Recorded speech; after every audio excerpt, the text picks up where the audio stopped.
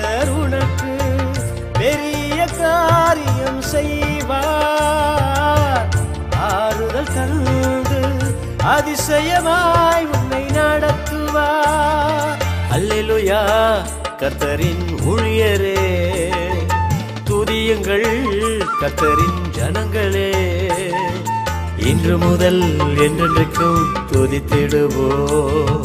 சூரியன் உதிக்கும் திசை தொடங்கி அது அஸ்தமிக்கும் திசை வரைக்கும் கர்த்தர் நாமம் எந்த நாளும் உயர்த்தப்படும்.